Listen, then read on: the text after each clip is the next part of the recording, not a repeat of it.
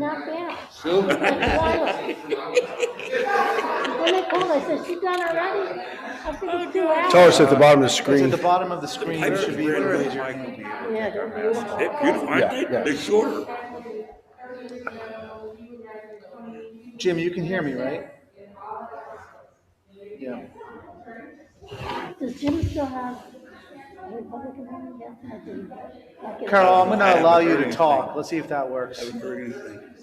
Only thing I heard about was school board. Speech.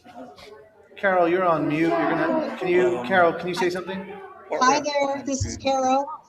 Thank you for letting me be here. Yeah, she didn't file her financial. All right, Carol, I'm just With the testing school the district. system, so just, He didn't, her opponent. Yeah.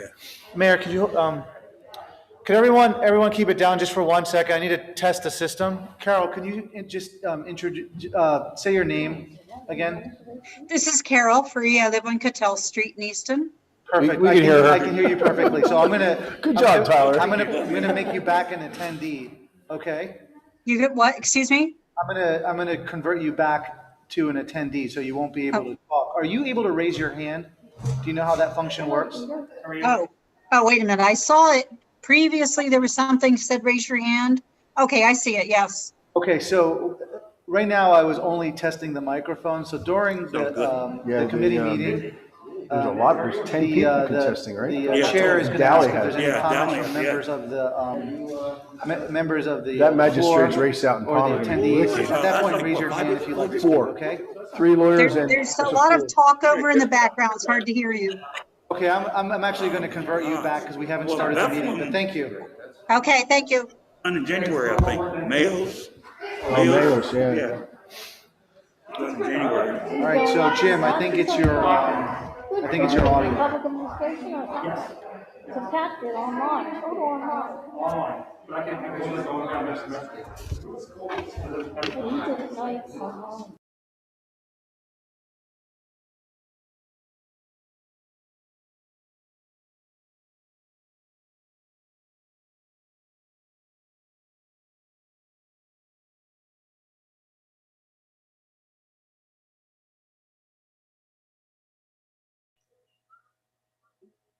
How about now, Lois? Can you hear me?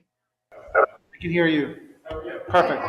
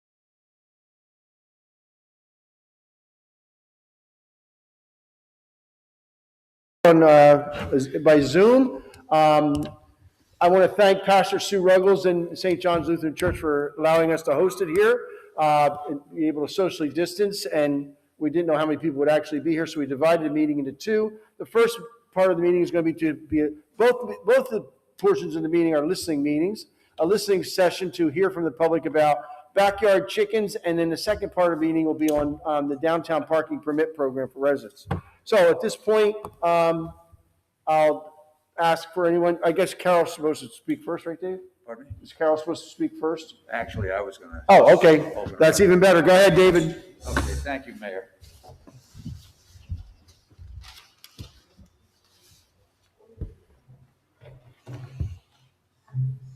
First of all, I just want to thank everybody for coming, discussing a couple of important issues tonight. And by way of introduction, last month the mayor asked me to organize a council committee meeting to discuss backyard chickens. This issue was last discussed maybe 15 years ago, and at that time, it wasn't really too popular. Can you not hear me? Can you be a little louder? Oh, yeah.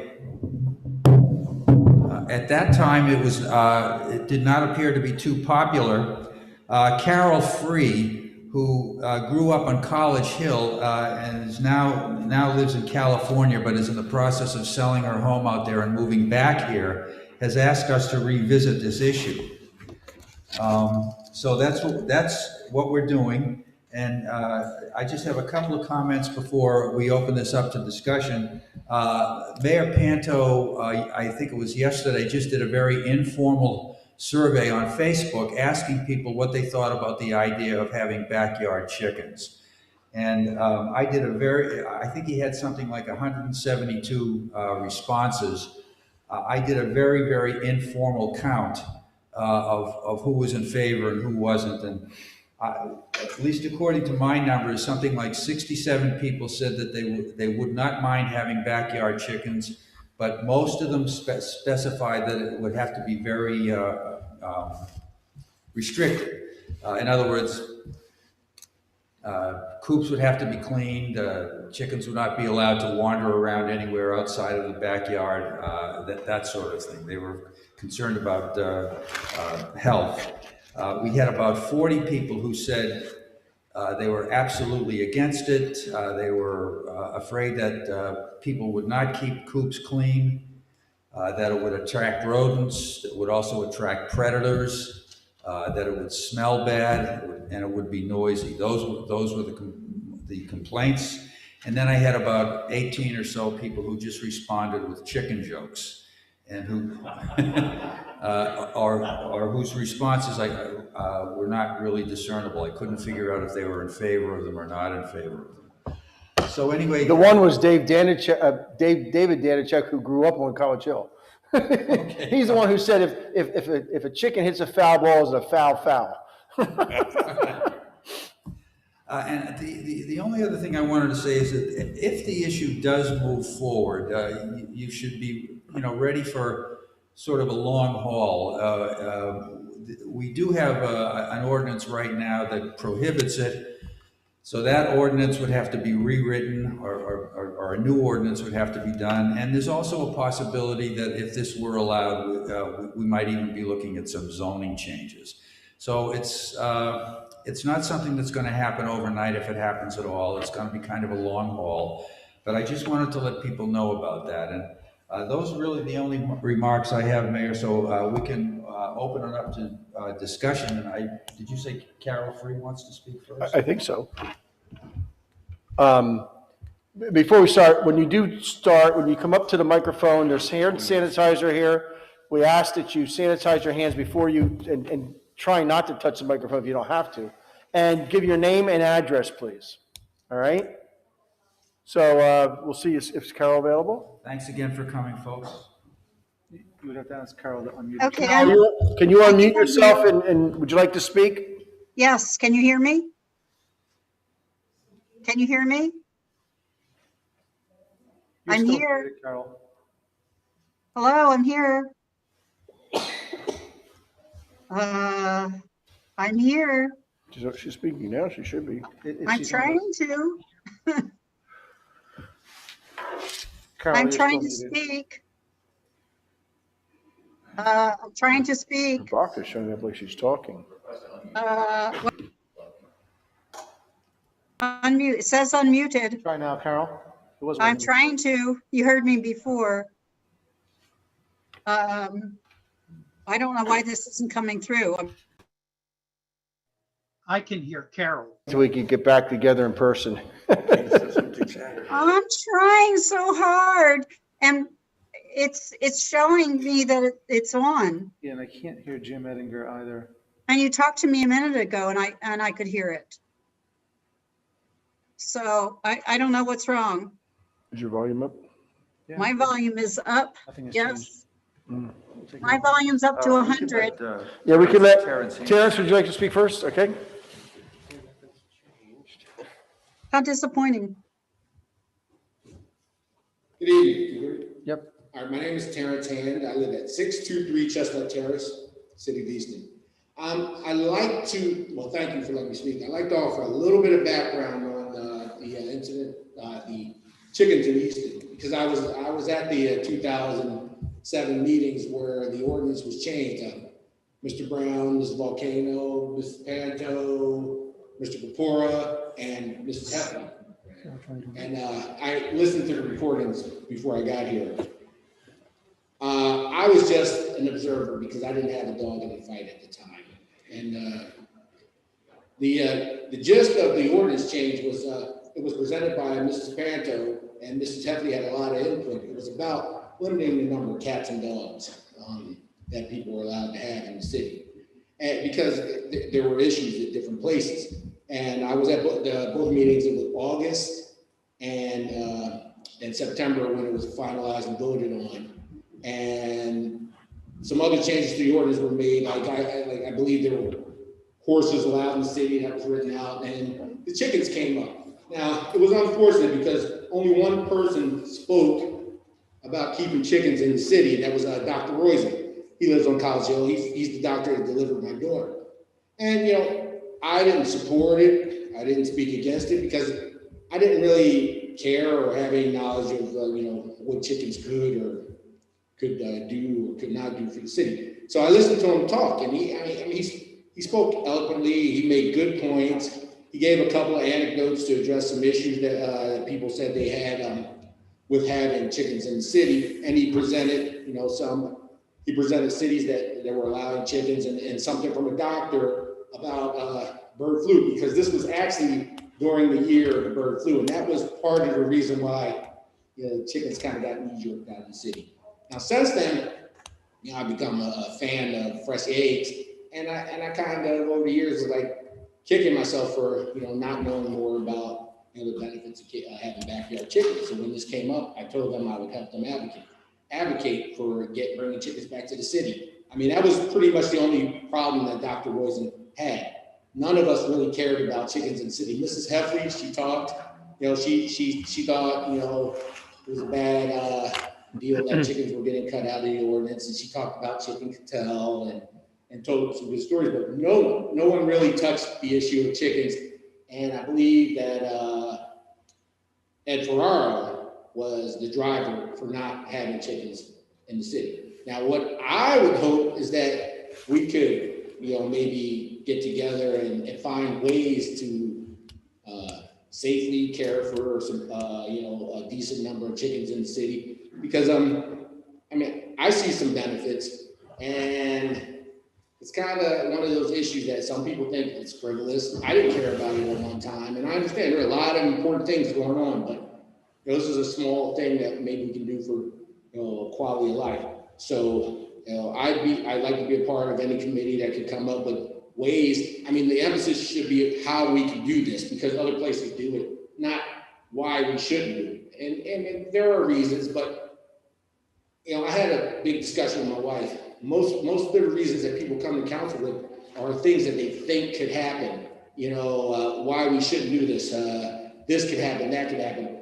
And that's not how we should conduct business. I was at a city council meeting years ago, CDBG meeting, and Mayor Panto wanted to put a pavilion up in Lackawanna Park. And the neighbors from that neighborhood came to the council meeting saying they didn't want a pavilion in the park because of what kids would do.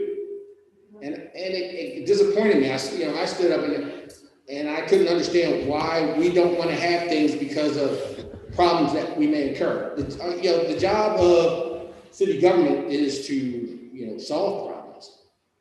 I mean, the problems that could come up from having some chickens can't be that big that you can't solve. I mean, we have issues with dogs and cats, and we work with those issues. So I'd like to be a part of that. I hope that, so people can make some good points and get enough people behind this cause, but please, focus on, try not to focus on things that could happen, because, lots of bad things can happen. That's an argument against everything. I lived in California years ago, before smoking wasn't allowed in bars. And then it happened and nothing happened. And I came back here a few years ago, the same thing happened. And every argument was just going to shut the bars down. Everyone knows what's going to happen when you do something. But when it doesn't happen, we forget. So I hope I made some sense and take some of that into account, and we can work together to make something happen. Thank you. Thank you, Terrence. Thank you, Terrence. You try Carol? Yeah, ask her. Hi, this is Carol. Can you hear Try me? again to speak. I am speaking. Can you hear me? What the heck? Her microphone, she's talking, but we're not. It says, yes, it says that I'm unmuted. You tried me before and it worked. While they're working on that, someone else like to speak?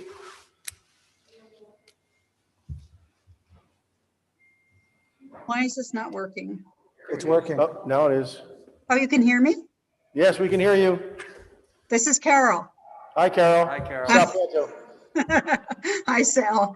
I agree. Terrence has had a good point about let's look at this in a positive way instead of a negative way. And I also looked at your the thing you took yesterday on Facebook, Sal, which was impressive. And last time I looked at it, you had about 250 comments. So there was, I believe, more yeses than nos. I think that I just want to emphasize to people that we're not talking about starting a farm. We're talking about having maybe 4 to 6 hens, no roosters, just female hens that lay eggs in the backyard that would have to have a coop. They'd have to have a chicken run so that they would be enclosed. And it's very easy to have an operation like this. As long as I've lived in California, I've had chickens and they've been enjoyable. They've been a wonderful hobby. They got me through COVID during the beginning of it last year, just being out in the garden with the chickens who will follow you around and jump on top of each other. And they're a fun pet to have. So I'm thinking of them as pets. They do produce really good eggs. And because of their eggs, I've met a lot more of my community in my neighborhood. I look forward to me giving them some of these colorful eggs. So it's really good for building bridges in the community also. I think though too, because Easton's moving forward with community farms and a lot of the natural ways that we're going, that I think would be a good thing for Easton. Not because everybody in Easton's not going to run out and get chickens. There's only going to be a few of us who are probably going to start out with chickens. But I also see it as a good project for kids and for families, and specifically like the Boys and Girls Club, the 3rd Street Alliance. It's a great project. So the areas around Easton that I researched, all of them have ordinances with restrictions on the chickens. Some are bigger restrictions, like having 1 to 2 acres. But Phillipsburg doesn't have that restriction. You're allowed up to 5 hens. And Bangor doesn't have that restriction, and Bethlehem Township allows 6 hens, and Forks Township says no minimum land requirement. The main thing is that as long as these chickens aren't for commercial use, we're not going to sell the eggs. We're not going to butcher the chickens and sell them. These are purely to have them as pets and for our own personal use. Okay, I think I'm done. Oh, thank you, Carol. Thanks, Carol. Okay, you're welcome. You should. Yeah, chickens right now. Okay, we will get to that topic, no doubt. Other comments on chickens? Any input? And while he's walking up, David's comment, Councilman O'Connell's comment, tonight is a listening session to get input, and then it'll be assigned at the end of the hearing tonight, the listening session, I'll assign it to Mr. O'Connell's committee. He'll decide when they're going to have a committee meeting. We'll hear from our health officer, planning department, and we'll start, maybe Terrence's idea of a committee might be a good idea to get some further detail input, get into the weeds a little bit more. And then ultimately it'll go to city council for a one reading, and then 2 weeks later, a final reading. So yes. Hi, my name is Keith Smith. I live at 425 Spring Garden Street. So with the chickens, I mean, I've lived downtown since 1999, actually 96. I mean, I guess it would be a good idea to maybe, talk about it for sure, but I really don't see any benefit in having chickens downtown. I mean, maybe College Hill or Forbes or somewhere like that, but I mean, we are kind of tight around here, and it would seem to me that it wouldn't really have any benefit. I would think maybe it could create a situation where people think it's a good idea, and then 6 months later, like maybe this wasn't such a good idea, and then what do we do to back up? I guess just again, like a committee would be a good idea. I did write down some questions about how many chickens could you have, or what if your neighbor has dogs and now you create this situation with chickens and other domestic animals. But yeah, I guess again, to what the other gentleman said, probably just to talk about it, and also think about the other aspects of bringing farm animals into downtown. Again, like maybe College Hill would be different, but I mean, I'm thinking like West Ward might not be such a good idea, but I just thought I'd put it out there. Thank you, Keith. Thank you. Thank you very much. Anyone else like to talk, any information listening session on chickens? Joe, do you have any remarks? Joe Gill?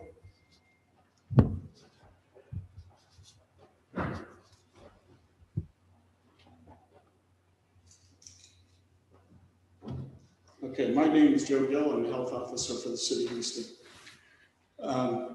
I like to hear that people are willing to discuss this. That is a very good thing. I think there should be a lot of discussion. City of Easton, is that a city? We are very close together in certain neighborhoods. It could cause problems with chickens being that close to the other properties. Chickens do carry a number of viruses and germs. Salmonella and Campylobacter are two bacteria that they do carry, and they can transmit them to humans. It can cause issues with humans. There also is a fungus in the feces of chickens. It's called histoplasma. It causes histoplasmosis, which is a respiratory disease. So if you have a chicken next to a family with a child with asthma or somebody with respiratory diseases, that could cause problems. It can become airborne, especially because chickens do scratch up the dirt, and that can release the spores from the fungus and cause issues. Can it be done? I feel it can be done, but I feel that a city may not be the best place for it. Okay, but I'm open for discussions. Thank you. Thank you, Joe. Thank you, Joe. Anyone else like to talk, listen? Is there anybody else? We have, Okay. we have, Yeah, we have We have a 5 caller. people. We've about 10 people now. we have Daniel Flowers as a caller. David mentioned there might be potential need for code change, Zoning changes, yes. Sure. You do have someone raising their hand too. Okay. Then we have somebody over here, Stephen. That's okay. All right, Stephen Dorosky, Director of Planning and Codes. David was right. So a change like this would require or could require an alteration to our zoning ordinance for an accessory use, such as raising livestock or farm animals. The coops become accessory structures that are regulated under zoning. So there's talk about minimum lot sizes and things of that nature. I believe I heard someone say 1 acre or more. And that seems to have been the conversation I've been hearing, having larger lot sizes for having chickens. So in the city, properties that are residential, 1 or 2 family residential, there are only 30 of those type properties within the city, 23 of which are College Hill, 1 is downtown, 2 in the West Ward, and 5 on Southside. So, there's not really a lot of properties that this could occur on. But with that said, we're talking about 1 acre plus, and that specific classification of 1 or 2 family dwellings. If it were to be reduced, it could be more properties. We would have to look at that. So we're looking at changes to zoning, our health code to permit it, additional regulations for licensing, inspections, and things of that nature. So adding additional resources to enforce it and permit it would also be a consideration as well. That kind of cover what you're looking for. Yeah, and I know we're only listening, but the one thing I will say is I've done a lot of reading on urban chickens and backyard chickens and all the big cities that have this and everything. My concern with that issue, it's not just systemic racism we should be worried about, it's just systemic discrimination anyway. So if I live in the West Ward and have a 14-foot wide yard, I can't have one, but someone who has an acre and a half can on College. I don't like to paint the city with a broad brush, but when you're giving out rights, you should give them to everybody. And that's where I'm still having an issue. And so hopefully we can talk about that in the committee. Maybe we have someone who has their hand raised. Go ahead. Thank you, Steve. I'm going to allow Danielle Flowers to speak, so just give me 1 second. Oh, Danielle. How you doing, Danielle? Danielle, you have to unmute yourself. Haven't seen her since the garage. I haven't seen her since she left Easton. Hi, how are you? Good, Danielle. How have you been? I'm doing so good. And when I heard this this come up, I was so excited. I love chickens, actually. And actually, I have a sister who lives in Philly, and they're trying to legalize it there as well. But what I wanted to say is I definitely don't think that it should be limited by area. I definitely think that education is everything. I think if you educate on how to keep these chickens, how to keep them clean, how to limit diseases and infections and such, I think, having an expert that knows about chickens or somebody that specializes in that area come in and do classes and let this be like a big program.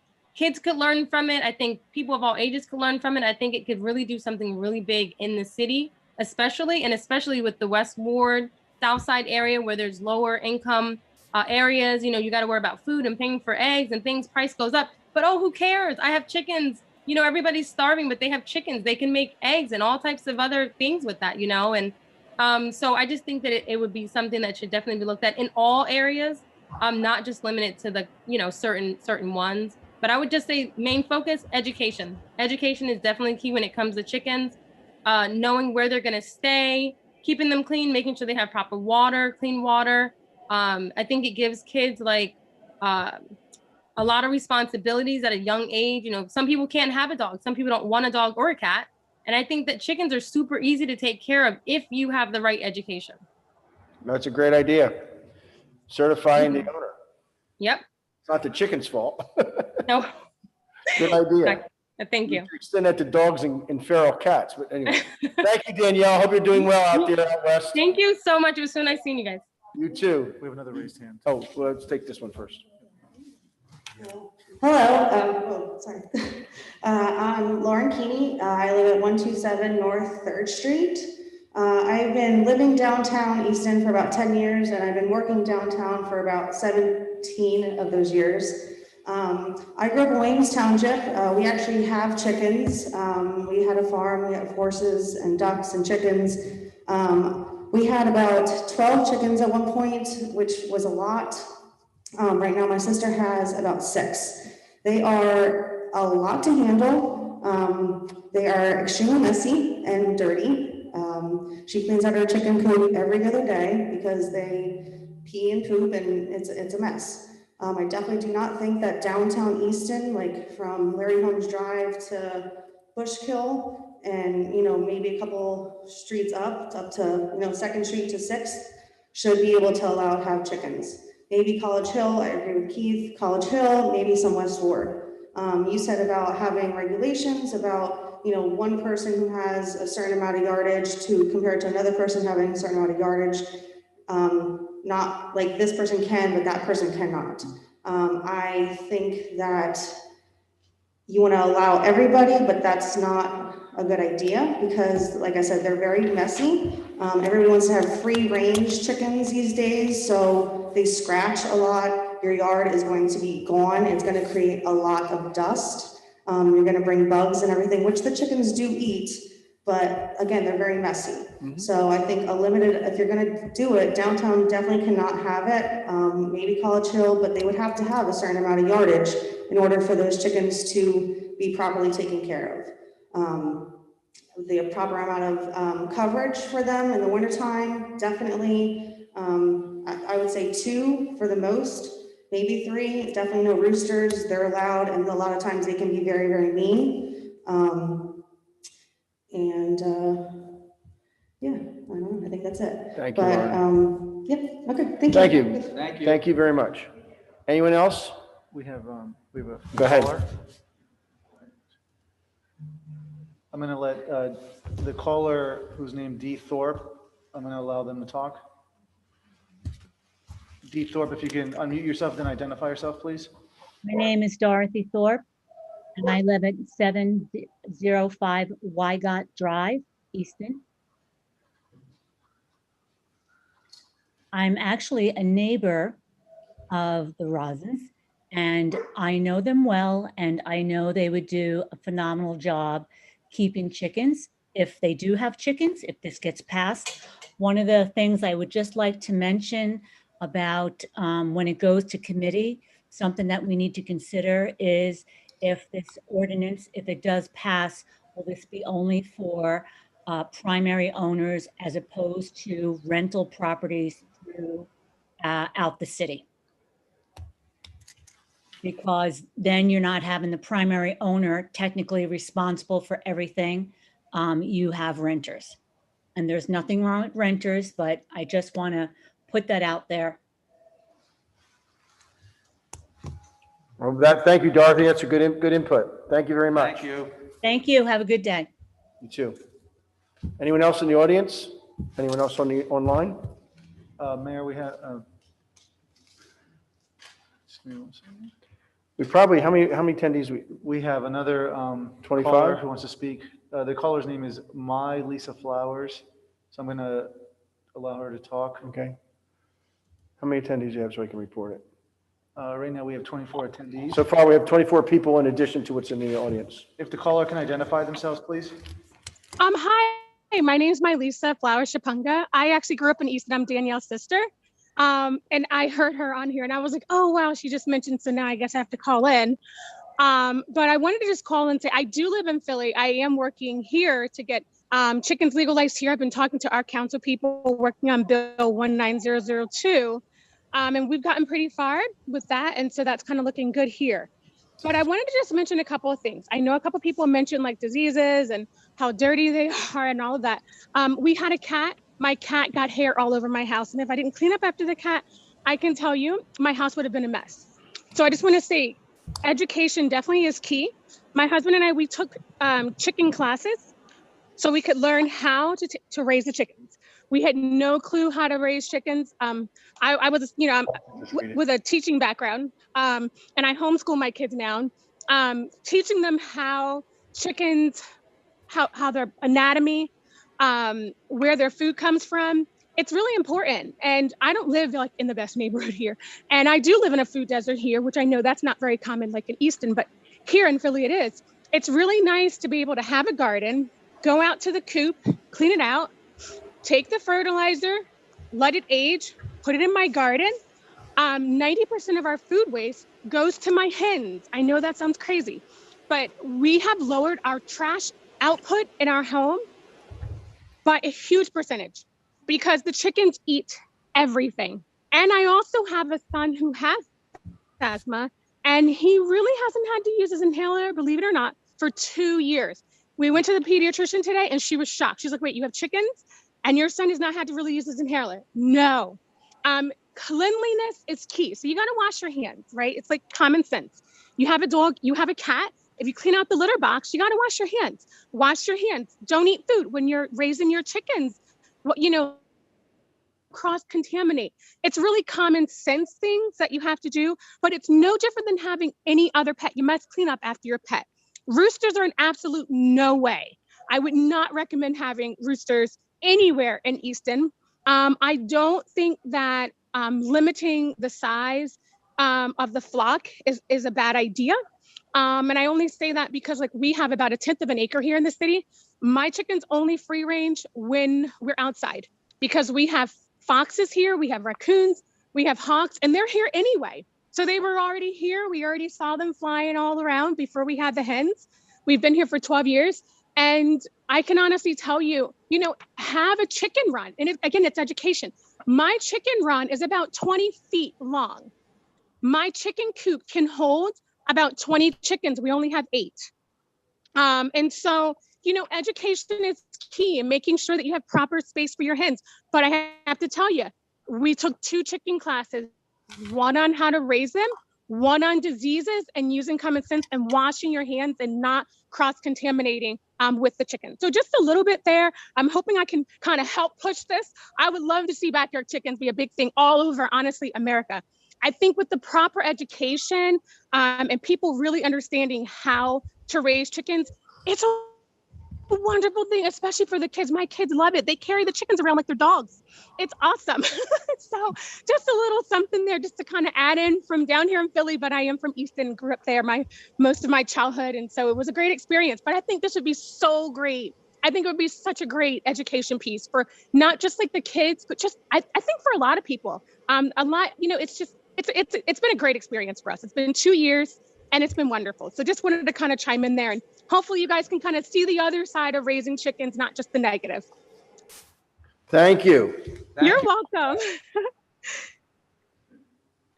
Come on down. Anybody else? We have the comment.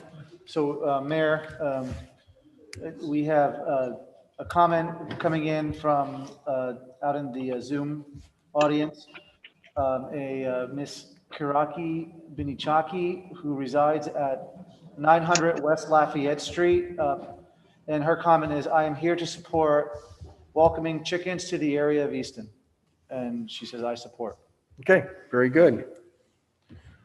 Hello, my name is Anna Smith. I live at 425 Spring Garden Street, and I mostly came here to talk about the parking initiative, but I heard some things about the chickens that I just wanted to reflect upon. So firstly, when I first heard about the chicken initiative, I was like, oh my gosh, I love chickens. I'm so down.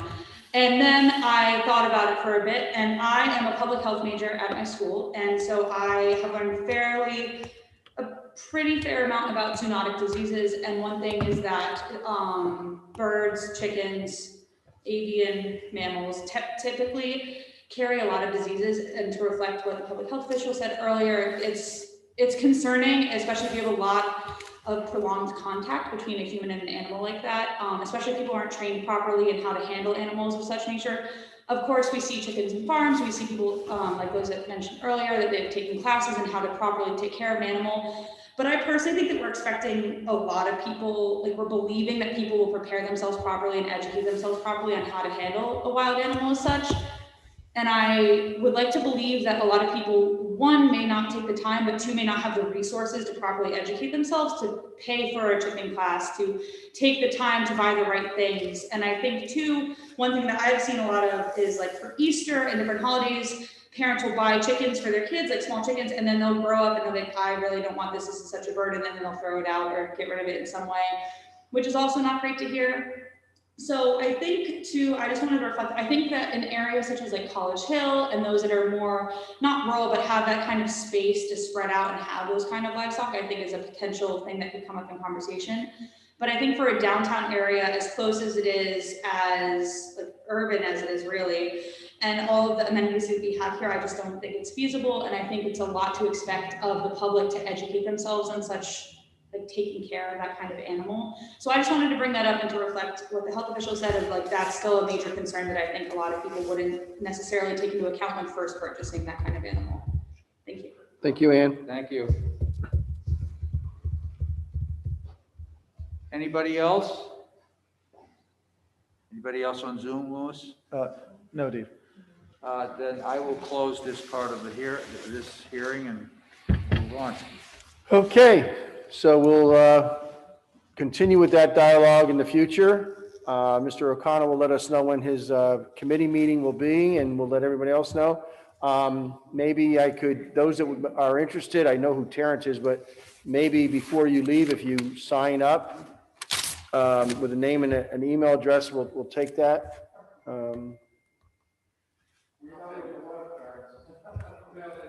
I know where you are.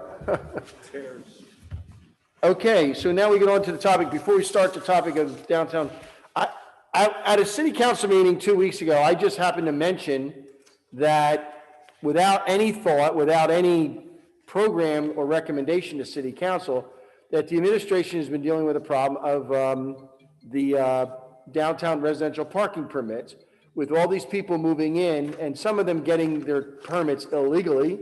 As Councilman Ruggles gave me a picture of a rather very nice BMW SUV from Maryland that has a downtown residential parking permit on it. So there's some tightening up that needs to be done with that. And one of the things that I looked at was that in 1987, we had very few people living downtown. And in order to, I was 10 years old and I was mayor at the time, I instituted this downtown residential parking permit. And it allowed people who live downtown to park at a meter or park for longer than the 3-hour maximum that on any street.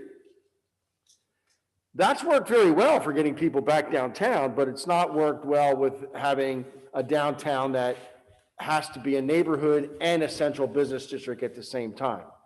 And whether some people like it or not, we are a tourism-based economy. We make more money on tourism than we do on taxes. Our residential real estate tax base is very weak. Even at 24.95 mils, we bring in not even enough money to pay our fire department, let alone our police department. So normally a real estate taxes should bring you in enough for, if you go by municipal 101, enough for your public safety departments. That doesn't happen in Easton. But what does happen is we bring in a lot of people for the State Theater, restaurants, the Crayola Experience, the Siegel Museum, Nurture Nature, people from out of town, people that are not paying real estate taxes, we're getting from them a user fee for parking. And that user fee, the city of Easton makes, I don't ever hide from it, about $1.5 million a year on parking revenue. Last year, we lost a sizable amount of that money due to COVID because we had 3 months of free parking. Now, this issue isn't about money. This issue is about ability to park for people who come here. People who are parking long-term, yeah, we're trying to get them into a parking space. It doesn't have to be a city garage. It could be a parking lot someplace.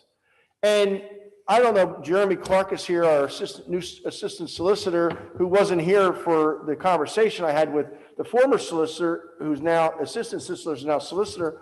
But I tried to say we were getting a hard time with the owner of the 5-story building down at Larry Holmes Drive, was towing cars. And as you know, it was $350 cash. Well, there's not too many people I know that have $350 cash on them. And they were towing them and then charging them $50 a day for storage when they were closed Saturday and Sunday. So if you were closed on a Friday night, you got to add another $150 because you're not picking your car up till Monday.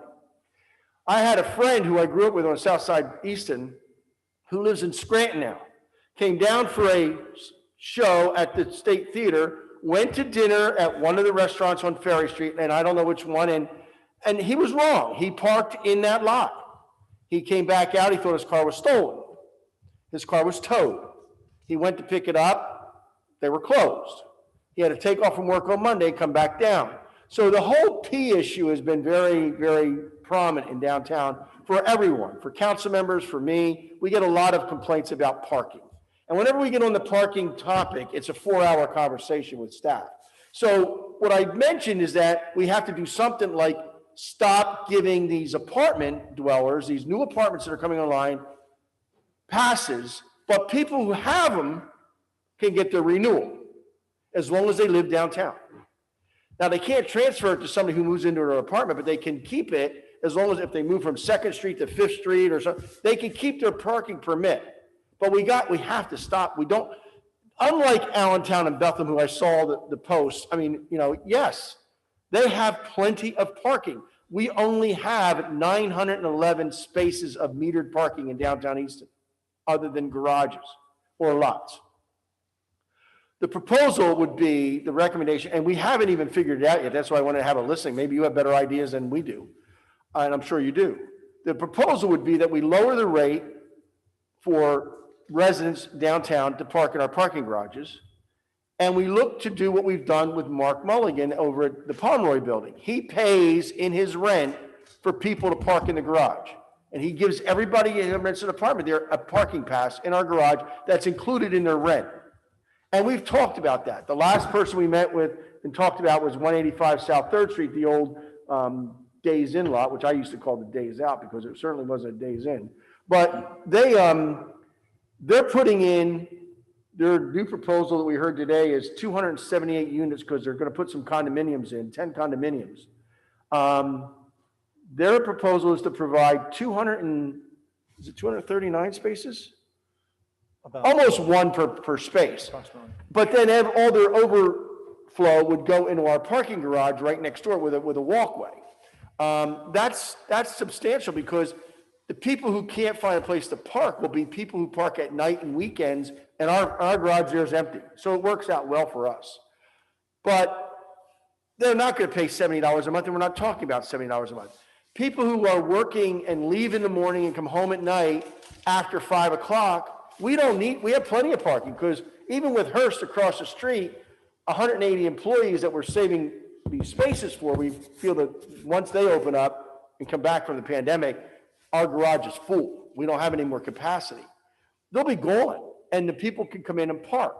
So it's a win-win for everyone. But the fact of the matter is, I don't have a recommendation yet. I don't know what the rate is for the parking garages for residents. I don't know what we're going to do. Right now, we're trying something. Is it next month? What you're going to do with the Mesa parking lot, the Masonic Temple next to Masonic Temple? April 5th, yes. April 5th is going to go strictly app. You can only park in there with your app, not having any kiosk or any. You got to pay your meter by your app. We're going to see how that works. But our other thing is, I really like to get our solicitors, and tomorrow morning we have a meeting, to see if we can rent space. The owner of that 5-story building was going to allow the city, what we were proposing to him is that we would rent their space and give them 50% of all the parking meter money from that lot from 5 p.m. to 1 a.m. So that everybody who parks in there would have to pay a meter, and we might give a ticket, he gets 50% of it. Well, we were told we can't do that. Private property, logistics, litigation. I'm like, we own 2 pools and playgrounds and sliding boards. We have liability everywhere. We own streets and crosswalks. What's the big deal? It's a parking lot. So we want to revisit that. I really believe that the answer is there are more private parking spaces in downtown than public spaces. And that's the real issue. Whereas Allentown and Bethlehem have pretty much bought up over the years, all the park, like we did. We bought the parking lot from Scott Kindred on 4th Street that now is going to be a structured lot, a structured garage. But we bought that because we knew we needed parking. So, the idea is to build, and the gentleman what we're going to build over on Pine Street, we don't know yet. We had a lot of people interested. 95, John Kingley said today in our meeting? 95 people interested in the RFP? There were about 95 individuals that pulled the RFP information. All right, for Pine Street Garage. And what we expect to be there is buildings on 3rd Street with parking behind it. And that parking, they have to, in our RFP, because you read all about how we don't care about developers, just keep building garages for them. That's not true. The developer of 185 South 3rd Street was primarily picked because they are providing 239 spaces. They're building a $5 million podium. Number one, it is for their benefit to get their apartments out of the floodplain. So their building's going to be elevated above the floodplain, and underneath they're going to have all the parking. In the Pine Street garage, which is not in the floodplain, or at least it's not in the 100-year floodplain, they would build buildings. We were hoping they'll build buildings on, and the proposal we had before we pulled the RFPs 4 years ago, because we weren't ready to put that out for final proposal, was an office building, which probably won't get built today, and a office building and retail and apartments. And they had in the back parking garage for them, and then they would build it bigger for the rest of downtown. So in the RFP that went out, just so you know, they have to provide parking for their own use. So if they're building 100 apartments, they'd have to have 100, is it, Stephen, 120, 125? How many parking lots per apartment? One. So they have to have 100 spaces, all right? And then they have to give us a proposal for 200 additional, 300 additional, and 400 additional. And the city will make a decision whether we need 200, 300, or 400 spaces. Now, it's nice to say we don't need Crayola Experience anymore, but we do, and we did. I was at dinner at one of the downtown restaurants last Friday night, my wife and I. There was a table of 5 from Asbury Park, New Jersey. So we do know that there's spin-off for our economy. And our downtown businesses, mostly restaurants, not as much the retailers because they're closed on Saturday night. So we look at that, and we're looking at the developer of 185 South 3rd Street was definitely awarded it, not only because of his nice design and uses and everything, and the fact that he's going to have a two-screen movie theater and things, and retail and a grocery store, but also because he was providing parking. This person on Pine Street will provide parking. We can't control what somebody builds next door here. We can't control, well, it's over here. It's over there. Control behind the BBT building. We can't control that. But they have to provide parking. So we know that the garage that's built at Pine Street will have people renting it because they're going to live in that apartment building. And that's where it is. So when I explained to people who called my office, and plenty of people called because the misinformation was abundant. Number one, we're not going to charge residents as much. Number two, residents who have it can continue. So what you're doing is you're basically fighting for people who not even here yet. And the other thing I will say that I'm also asking the solicitors is, can we separate owner-occupied, and I did ask them that last week, owner-occupied versus renters, because the owner-occupied said to me, well, that means my house isn't going to be worth as much. Well, if you look at the prices downtown right now, you're doing real well if you're selling your real estate.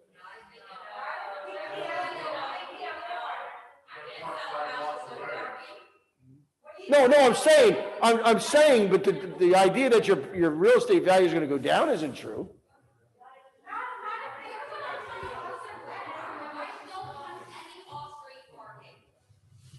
Okay, well, that's an issue. That's what I want to hear about. No, so you're first. You're first. You're starting it off. Thanks, Joe. Thanks, Stephen. Thank you. Thank you. Thank you, Joe. Hi, I'm Kristen Stonehoppers. I live at 134 Spring Garden Street on the block of Colonial Pizza. My husband. Hi, I'm Crystal Stonebackers. I live at 134 Spring Garden Street. I live on the block of Colonial Pizza. My husband and I are owner occupants. We bought a house and fixed it up several years ago. It didn't even have a CO when I bought it, so I feel that I've invested a lot of money and time into my property, and there are concerns. I know that you're saying that our parking permits would be transferable, like to if we had another car, or we moved somewhere else downtown. But I do have a concern selling my property if I ever had to, that there wouldn't be as many sellers interested in the property where you couldn't park out front. I also live in a residential neighborhood where I don't feel we have a ton of restaurants or stores necessarily. Parking is usually not a problem, only with the double parking with pizza pickup on Friday and Saturday nights primarily. So that was a concern. And also, I don't have a parking garage near me, so it sounds like the closest one would be behind the public market with the proposed or the parking deck that's going to be built there. I mean, to walk several blocks after work every day to have to park there seems unreasonable to me. So I just wanted to put that out there. Crystal, they're good. They're all good points. I mean, I know the block you live on, and unfortunately, at the end of your block is a perfect parking lot that never has any cars in it, except for one night a week when they have their bike run. I mean, and Clay Mittman's a wonderful member of our community who volunteers a lot of time and effort, but he has a piece of property that would solve our problems. If we could buy that and use that for residential parking, it'd be great. But unfortunately, the city wasn't interested in buying up property at the time, and they didn't. I agree with you. I mean, I get down to Colonial quite a bit, and you're absolutely right. And Samuel LaRosa lives right down the street from you, and he's a good friend, and I see him often, and he has the same concerns. Yeah, I would say the other thing I noticed is a lot of people downtown who come to the restaurants are looking for street parking. And one thought I had is possibly having some kind of parking validation program with the restaurants for at least a year, maybe, to encourage people to see how easy it is to just go into the parking garage and find a spot. You're speaking my language, because I had this conversation with someone from the suburbs who comes downtown to eat every weekend. And I told them, and the owner of the restaurant was there sitting with us. And I said, you know, what about a validation program? I mean, they're spending $10 for a martini. You can't give $1 for an hour of parking and validate the parking. I think when the new garage is built, what we find is our new garage behind City Hall, more people are willing to park in it because it's brighter, it's lighter, it's open, it's airy. The one we have at Pine Street, it's old. And, you know, it's dirty, it's dark, it's dingy. It's not as inviting as a garage. The new garage behind the public market hopefully will be used, and we will do the same thing there. And just so you see, the Boyd Theater lot was sold for $1.3 million, which eventually went right into the cost of the parking garage, and they're renting 70 spaces, I think? Yes. 70 spaces from us. So we are making money for the city by paying off our debt. That garage will actually, by the time we build it, it'll probably be net loss, net revenue to the city. It'll be even. And that's what we don't look to lose money. But if you look at our overall parking plan and our parking budget, we make about $1.5 million a year. And that's, you know, it's like the Phillipsburg, they have the train. And when they have Thomas the train, they do like $4 million in those 2 weekends. And I said to the mayor, are you crazy? You have that parking lot, you have people park for free. I mean, these are all out of town people. It's not your residents. Why don't you give your residents a break? And they do, and they charge. Now, the new mayor got rid of it again, but I think he'll put it back because the place is a mess. Don't go over South Main Street when Thomas, the engine's there. I mean, it's crazy. But they do $4 million in those 2 weekends. So I understand what you're saying, Crystal, and thank you. In addition, I also have concerns. I live next to a lot of seniors as well in our neighborhood. So for them to have to park several blocks away really seems to be, that would be a concern for me. Also, I think about myself coming home. I work in New Jersey. I live downtown. My husband works remotely. Sometimes I'm able to work remotely, but sometimes I come home from work events at 10 o'clock at night. I really don't feel comfortable walking home several blocks away by myself. Your neighbor around the corner was Mike McFadden, and he was the business administrator for many years in the city. He sent us, and I sent it to all the city council members to say, I think there's some really good suggestions in here. He's against the parking. He wants to eliminate the parking permit. He basically feels that the downtown parking permit is causing the problems. But he gives 9 really good proposals that I think are really good. And some of them have to do with changing the meter times, et cetera. So. Yeah, I mean, if there is a committee, I'd love to sit on it and be involved with those decisions. So, but I do have concerns primarily, like I said, I don't plan to move away from downtown, but you know, life sometimes offers us job offers and things like that. We have to go. If that came up in the next few years, I do believe that it would be a problem selling our property with no parking on one block or nearby. Sounds good. Thank you, Crystal. Thank you. Sorry. Hello, Anna again, 425 Spring Garden Street. So I just want to preface this by saying I've written a statement as I've done a significant amount of research and work on this. And so I just appreciate if I can just get to the end of the night, I'm happy to have a discussion. But hello, my name is Anna, as I've stated. I am a proud born and raised resident of downtown Easton for over 20 years. And I currently attend Drew University in Madison, New Jersey. When I heard of the plans to sunset the residential parking program downtown, or at least the mention of it, I ensured that I would be in state to present on behalf of the downtown residential community. Living downtown my entire life, my family and myself have experienced our fair share of parking problems and concerns, as I'm sure many of us here have. And the sunsetting of the parking program is one that has affected my family greatly just by mention of it. I believe that I have firsthand understanding and universal experience in regards to residential parking. To begin, before I started to collect data from residents, I looked into what residential permit parking is and how it is implemented in communities across the country. The overwhelming majority of cities' rationale for residential parking can be summed up by the City of Santa Ana's purpose of permit parking statement, which is as follows. The purpose of residential permit parking is to enhance the quality of life in the residential neighborhoods by reducing noise, parking congestion, traffic hazards, and illegal activities. This is accomplished by limiting the number of street parked vehicles on a residential block within a permit parking district. In addition, when completing that research, it was difficult to find any cities that had gotten rid of residential parking permits completely. As I understand, as of 2019, the only data I could find in a city that does not currently have residential parking permits was New York City. I also feel it is important to note that many Easton residents have felt complacent. As years pass, we have become subject to any and all parking changes without understanding what sets Easton apart. Comparing Easton to New York City is, of course, unreasonable. However, when comparing Easton to similar communities such as Bethlehem, Allentown, as was mentioned, or even Hoboken, it is clear to see how aggressive downtown Easton parking has become for residents. In Allentown, parking permits for residents cost $25 for the first year and decrease to $20 for each subsequent year. In Bethlehem, these costs are $20 and then $10 respectively. In Hoboken, it is $52 a year, $104 for the second vehicle, and $208 for each additional vehicle. While Hoboken costs are comparable, residents of Hoboken benefit from easier and exclusive parking access through residential-only streets. None of these cities are currently looking into sunsetting their residential parking programs, which begs the question of why Easton needs to do this. We are all aware that Easton residential parking permits cost $100 a year and remain at the same cost no matter how long you've held a permit. In addition, there are no streets designated as resident only. This all being said, as residents, we have all accepted the higher costs and various parking restrictions as part of living downtown, but I speak for many residents when I say the line must be drawn somewhere. I understand that the proposed parking, sunsetting of the parking permit program is to just sunset it and not necessarily related to cost. However, I believe that these comparisons and this information make it clear that downtown Easton residents have sacrificed much more than those in similar cities to simply park on their street. Being forced to sacrifice on-street parking entirely is where I, along with many other residents, draw the line.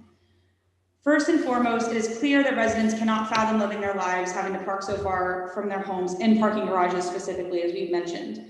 Many were shocked and outraged when first word of this came through during the height of the COVID-19 shutdowns over the summer. When hearing of a city council meeting, I organized my community and gained some insight into why people are opposed to sunsetting the program. I collected over 80 signatures from downtown residents through a Google form, as well as signatures from patrons of downtown Easton as well. And I didn't necessarily count Facebook comments. Posts about this parking change on Easton Facebook page had over 150 comments. And when looking through them, most were overwhelmingly against sunsetting the program.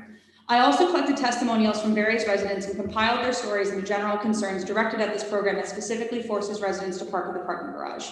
Here are some of those concerns, as were mentioned earlier. So the first one is that many testimonials I received from residents express discomfort or even fear of walking further distances than usual to get home at night. I can relate to this too, and I'm sure many of us can. Walking home in the dark is kind of nerve-wracking. I lived in Easton my entire life, but unfortunately a couple years back I had a home break-in, and so now I'm very wary about walking any distance to my home, but the parking garage specifically is quite far. One person had stated in their testimonial, "I have been sexually harassed walking to and from my car. Downtown is not free from this treatment of women, and I barely feel safe walking a block to my apartment, let alone walking from the South of Circle from the parking garage." Another said, "Well, Easton has dramatically improved from its reputation of old. we still wouldn't feel particularly safe walking home alone through downtown Easton at night. Others have felt that this act of sunsetting the program and forcing people to park at parking garages would discriminate against the elderly, the disabled, and those with young children and families, having it be simply undoable for that to happen. In addition, downtown Easton does not have essential services such as a grocery store, doctor's office, laundromat, hardware store, veterinarian, not to mention jobs and careers. This makes living carless nearly impossible, as all residents are forced to drive to Forks, Palmer, or other townships to find these services. To go back to the earlier example of Hoboken, they have many of these amenities, as well as a train taking residents to and from New York City, and they still allow for residential parking. In addition, many homeowners have felt that the parking permit is, if the parking permit would not be deeded to the house or the property itself, housing value may drop significantly if there is no parking available within a reasonable distance. And while it may seem currently that housing values in downtown Easton are particularly high, it isn't totally fair to say that we are doing well, I believe, because everyone's situation is different, and we are living in a global pandemic, and who really knows what could happen. In addition, many had felt that they would feel forced to leave downtown. Many homeowners stated that they would be forced to move out of the downtown area due to work situations, life circumstances, and other factors related to their car. If my parking situation changes, I will be forced to move out of downtown, as I cannot function like this. In addition, in today's healthcare environment, many opt to drive to hospitals for medical emergencies rather than the extra expense of an ambulance. This would be rendered impossible if you have to walk many blocks to get to your car. In addition, many residents may be forced to double park to unload groceries and other items from their car, which is a major potential traffic hazard. Finally, who will shovel the snow if not for the residents, as that is currently existing? With all of this being stated, and I know it's a lot, it is clear that residents oppose the sunsetting of the residential parking program. The time allotted does not allow me to go through the numerous solutions as I have heard from this community, as well as have brainstormed myself. I do believe that a solution can be found if residents are allowed to be involved in the problem-solving process, rather than to be blindsided by a last-minute decision and then be left in a panic.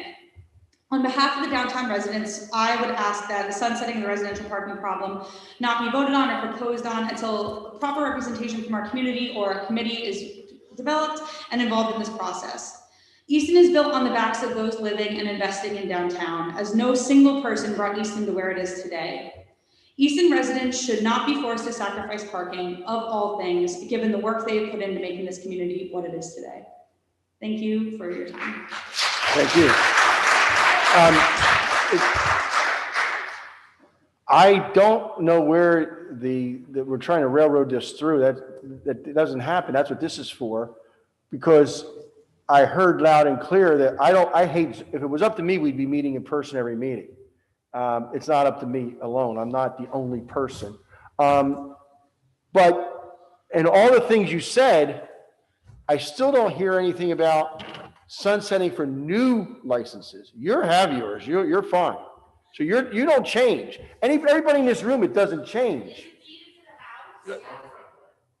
That question, is it to the person? No. I know there were some rumors going around that it was to the car, to the license, so if you get a new car, it's no longer available. That's not true. So that's not true. Okay. It goes, the person that gets the car, the person that owns the car lives in downtown. The car doesn't live downtown. The car happens to be owned by a person who lives downtown.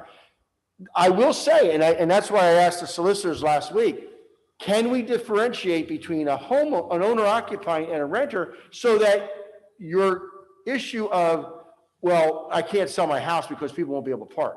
That's a legitimate issue. But the problem right now is also there's 700 residential parking permits in 911 spaces. And very shortly, there's going to be more spaces, more permits than we have spaces for. And then what happens to the person who has a permit and can't park?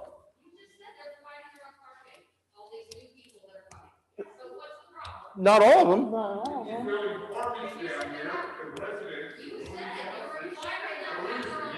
They are taking care of the parking, but you got people come downtown for other reasons that come shopping or dining.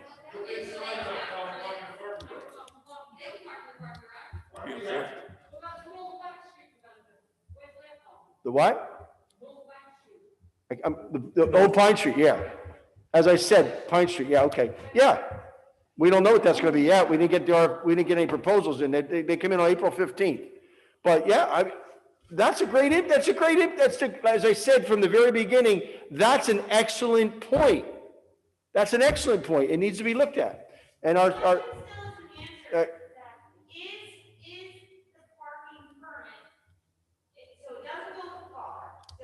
goes, she gets a new car. She gets a new permit in her name on her new car. Right. Right, that's okay. If the house is sold, what happens to that permit? That's what's coming up. That's the question we're gonna look at. My idea is if it's an owner occupied, the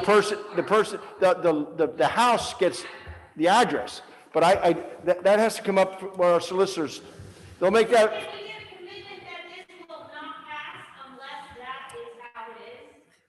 This is just dialogue right now.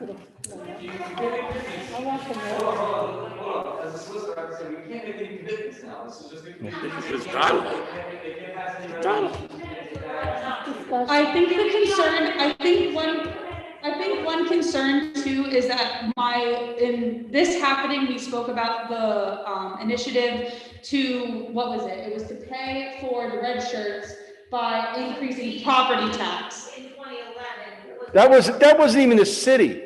That was the Greater Eastern Development Partnership. We had no idea it was happening until Larry Holmes came knocking on our door and said, you need to sign this or you're going to be paying an extra $10,000. Which was I wrong. think that's where a lot of the sentiment is coming from, is that there's a lot of things, if people aren't made aware of by their, by their friends. And I think that's where some of the reservation is that as prices increase and things get passed in small governments, where people don't fundamentally understand what's happening and don't feel like they can speak out because it's just happening so quickly. And I think the concern was, will this get passed tomorrow? Because I personally had no idea this was a conversation thing. I thought we were going to be voting on this. No. I think that We are, help was to have. I would say you're at least 3 months, if not longer, away from any decision.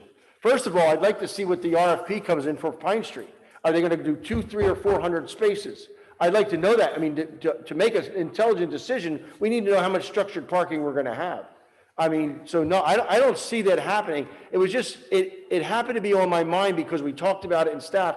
That day, the police were telling me, we only have 911 spaces. We're at 660. And that was before I made the announcement. And then they got flooded with like 50 or 60 more people who live downtown who said, I better hurry up and get a permit now because I won't get one.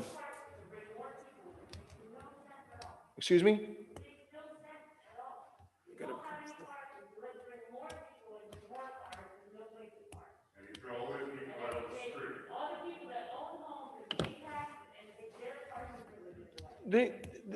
I think every property that goes up has to go to the zoning board to tell them where we're going to have the parking. I just told you, 185 has 239 spaces plus the parking garage right next door. The property that's behind BBT will be right across from the new Pine Street garage. Seville, I just told you, they paid $1.3 million for the land that went right to the garage on 4th Street, and they're running 70 more spaces. Well, no, when they're built.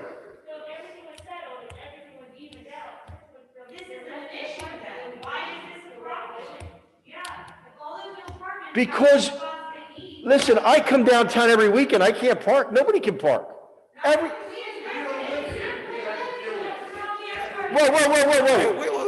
Hold on. We try to run a meeting where you come up, you give your name and address, and then you talk. I'll allow this because it's a listening session, but the fact of the matter is, but Easton has always been, you got a business district and a residential district trying to get together.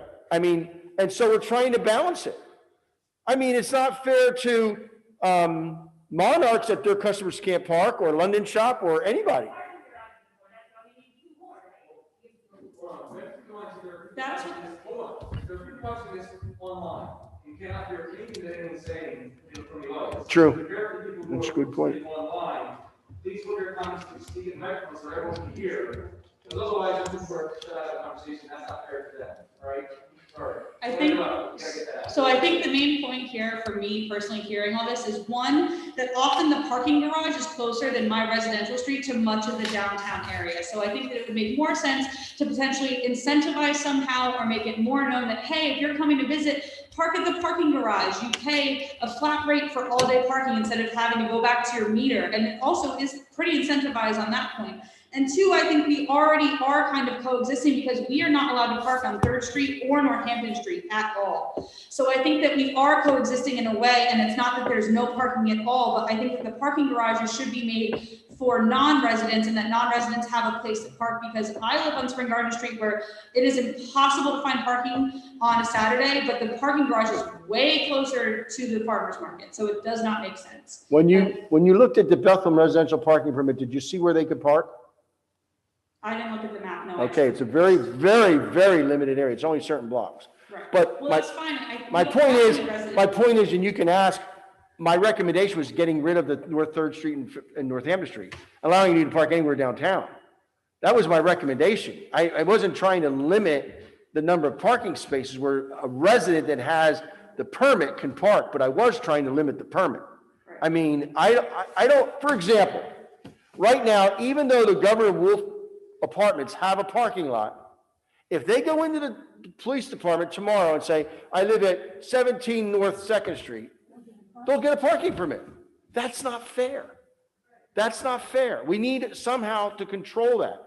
They should have to park in their parking lot. But if you think about it, I got to park in my parking lot, walk over to the elevator, go up the elevator, walk across to the, it's cheaper, it's easier to park out on 2nd Street. It's only $100 a year. That's the issue. The issue is how do we control these new apartments to make sure that if they have parking there, there's nothing to stop them parking on North 3rd Street. They shouldn't be allowed to park on, or South 3rd, rather. They shouldn't be allowed to park on South 3rd Street, but they will. And that's the unfortunate part. So the solution I would think is to block out, okay, we know 17 North 2nd Street is this apartment building. They don't get a spot. If they have a parking lot there, I think that makes sense. But I think the issue here is that it sounds like we're just going to get rid of residential parking completely and have residents park in the parking garages, which was the concern. I'm going to pass it to JB because I stood up here a lot, but I'm sure they're all going to have this. Thank you for your time. Thank you, Anna. Thank you. Mayor, we also have an attendee. Whenever you're ready. Okay, I just wanted to let you let's know get that. Jamie first.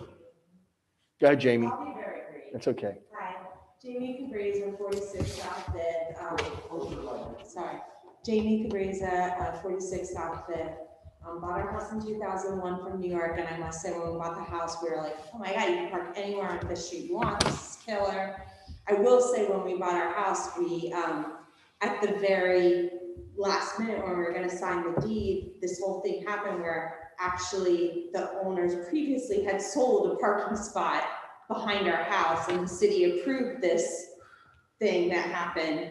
So, I mean, some decisions I'm sure have been made for time, you know, when parking wasn't as it is now, to create some of the situations, because I feel like, anyway, that's all besides the point, but young families, I guess I just would hope that it would be deeded to the property. I mean, I can't imagine, you know, when I moved out here at a 6-month-old, I don't know, and I was by myself all the time when my husband worked in New York.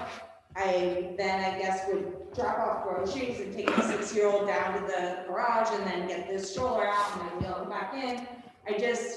I feel like you're creating a situation for a lot of people if the parking program, if we weren't able to sell our homes with at least a couple, being able to get a couple, that's just. Good point, Jamie. And that's coming out loud and clear, and we'll work on that. But I just want you to, the people who say, I don't care about the downtown residents, are you paying for your permit? No, it's free. And that's. We put that, just so you know, the rest of the public, 5th Street was having a problem parking because people would park on 5th Street and walk to their job in downtown Easton. So we put meters there, but gave every resident a free parking pass. And that was approved by city council. They did that. We made the recommendation and they did that. I'm actually happy to pay $25, $50, like, I'm happy to. It wasn't my point. I know you would. I know you guys are gonna have to add more and more metered spots, and I'm totally happy feeling like maybe I'm not in a premium area to, you know, as opposed to maybe someone, but I don't know how. Your block is very nice. Yeah, it is a great block. I'm just saying, you know, So- besides State Theater night, we really don't have that much Yep. of a problem parking. I will say on State Theater night, I'm like, oh, I'm not there at 4 yeah, o'clock, I'm yeah. not parking my block. True. But, normally I can get around and I know my area and I can find. With the owner occupied loud and clear. Yeah, thank you. I Thank you. appreciate that.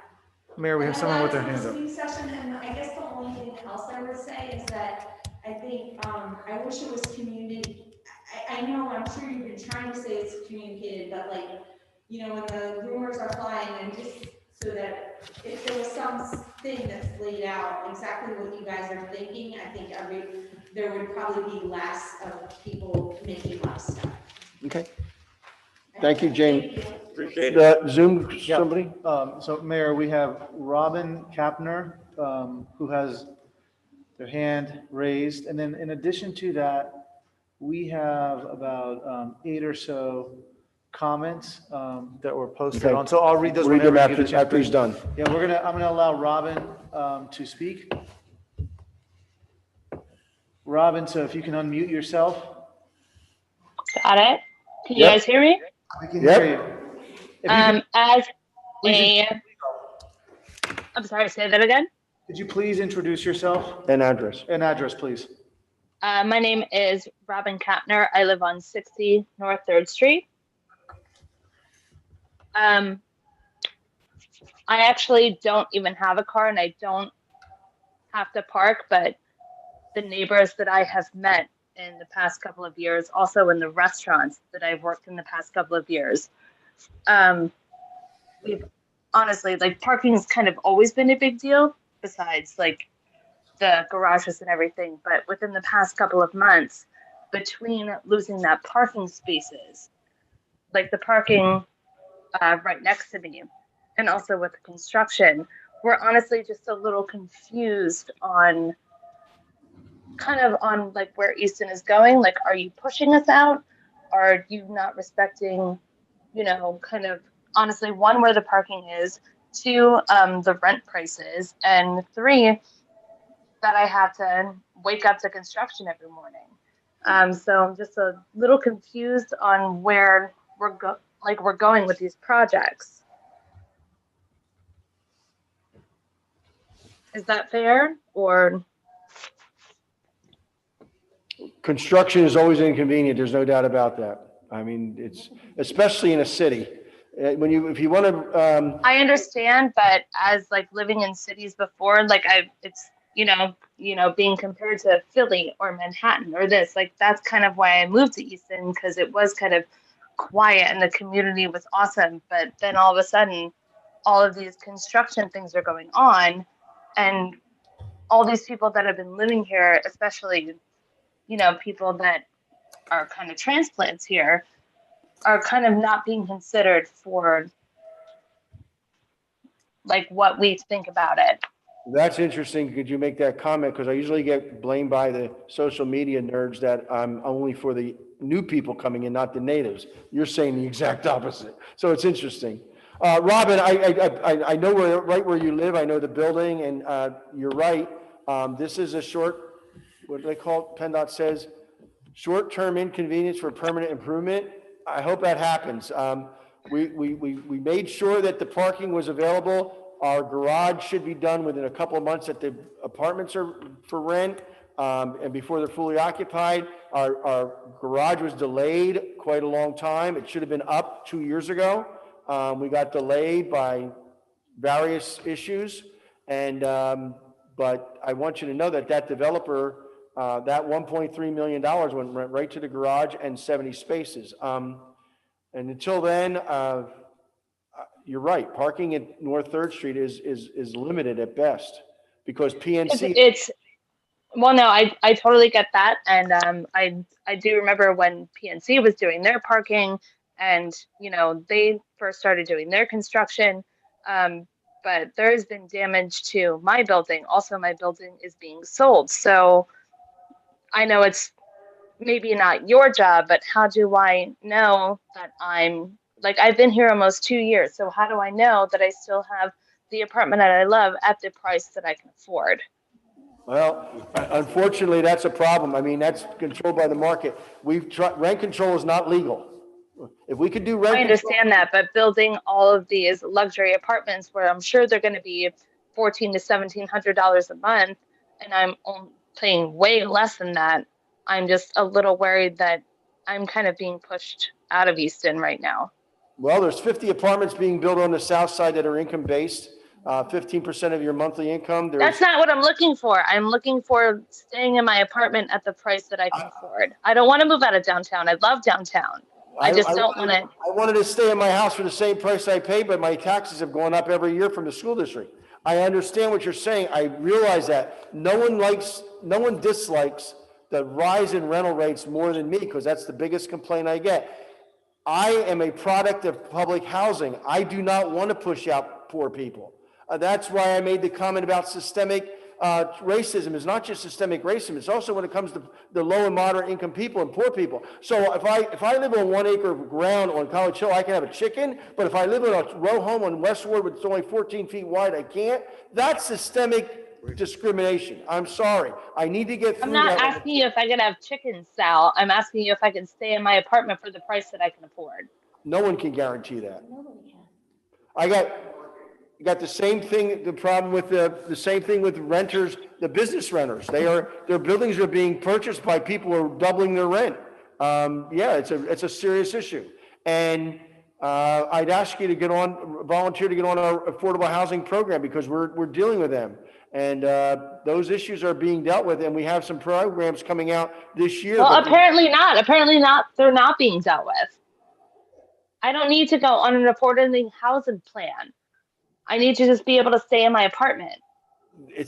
I can't help you there. That's beyond my purview. I can't set rental rates. Neither can city council. We would love to, but rent control is illegal. We cannot control rent. We can't say if it's an existing apartment, it can only go up 5% a year. We can't do that. I would if I could, believe me, because it's not fair to the people who own older places to be able to get the kind of money that the new places are getting that are costing millions of dollars to build. They're not putting any money in your apartment. They shouldn't be allowed to raise your rent. It's that simple. I agree. I'm not disagreeing with you at all, Robin. But there's nothing I can do about it. I can't, unfortunately. Well, that's a shame. It is. I agree with you. But I mean, rent control is going all the way to the Supreme Court. I agree 100%. I wish I could control it. I wish city council we would recommend, it can't go up more than the inflationary rate. If inflation is 2% this year, it can go up 2%, but that's it. But we can't do that, unfortunately. Well, we'll see what the future holds. Okay. You want to, anything else like that about parking, Robin? Apparently not. Okay. You want to read the chat box first before, and we're going to. Okay. Several individuals have commented online in the chat box, Mayor, as you had mentioned. Has council considered allowing live-in owner residents additional benefits to encourage people to own and live downtown? You mentioned property taxes, and that was by Chris Ungavarski. Mitzi Connors states, you mentioned property taxes not generating revenue, but what about EIT from downtown residents? Residents also generate plenty of revenue at shops and restaurants. Chris, who I mentioned earlier, writes, garages will be helpful. Would it be easier to educate non-residents on getting into a parking garage versus circling for street parking? Definitely think it best to encourage garage parking for non-residents with clear signs to help them find whatever they need in Easton. Could also drive ad revenue at city garages. Brian McNeely writes, being that taxes do not bring in a majority of revenue, but rather visitors do, as per the mayor, why are new projects such as Seville not required to provide parking on the premises? The Thornton family, and this is the name that's put on the ID. Parking garages should be for the tourists, not for the residents. Is it not reasonable to ask residents, especially women, to walk blocks from their homes, particularly at night? And that was Mike from the Thornton family. Chris Jungenvarsky again writes, has council considered segmenting Easton into business or commercial blocks and designating other blocks, streets as residential?